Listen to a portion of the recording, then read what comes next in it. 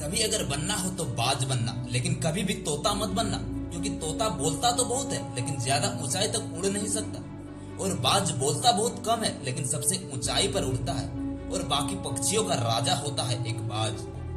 आज मैं आपको 5 ऐसे पॉइंट्स बताऊंगा जो कि हर एक इंसान को बाज से सीखना चाहिए।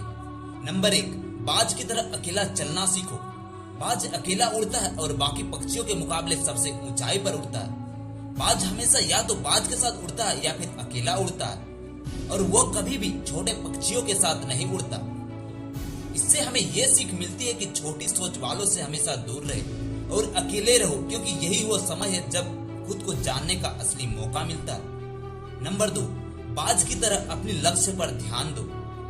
बाज का विजन बहुत ज्यादा क्लियर होता है और बहुत ज्यादा स्ट्रॉन्ग होता है। बाज अपने शिकार को 5 किलोमीटर दूर से ही देख लेता है, और जब एक बार उसे अपना लक्ष्य दिख जाता है तो फिर उसके बाद रास्ते में चाहे कितनी भी मुश्किलें क्यों ना आए, वो अपने लक्ष्य को हासिल करके ही दम लेता है। इससे भी हमें एक बहुत बड़ी सीख मिलती है कि अपना विजन क्लियर रखो और उसे हासिल करने में फिर चाहे कितनी भी मुश्किलें क्यों ना आए, पीछे मत हटो उस बाज की तरह।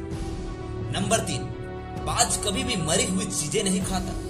बाज कभी भी मरे हुए जानवरों को नहीं खाता, वो हमेशा जिंदा शिकार करता है, और इससे हमें ये सीख मिलती है कि ये जो हमारा पास्ट है वो मर चुका है। तो अपने उस मरे हुए थॉट्स पर ध्यान मत दो और अपने आने वाले ताजी फ्रेश जिंदगी में ध्यान दो। नंबर 4, मुश्किल समय में डरो नहीं। जब आंधी तूफान आती है तो बाज बहुत ज्यादा एक्साइटेड हो जाता है। जब बारिश होती है तो सारे पक्षी छिपकर बैठ जाते हैं, लेकिन बाज को बहुत मजा आता है।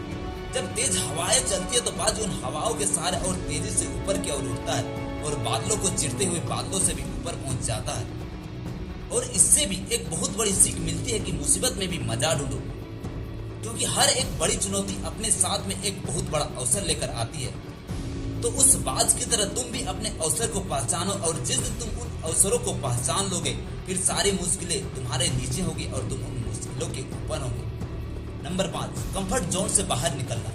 बाज हमेशा अपने घोंसलों से सॉफ्ट घास को निकाल देता है ताकि बाज का जो बच्चा होता है वो उसमें कंफर्टेबल ना हो सके, क्योंकि अगर वो घोंसले में कंफर्टेबल हो गया तो वही रहना पसंद करेगा, लेकिन बाज ऐसा कभी नहीं होने देता।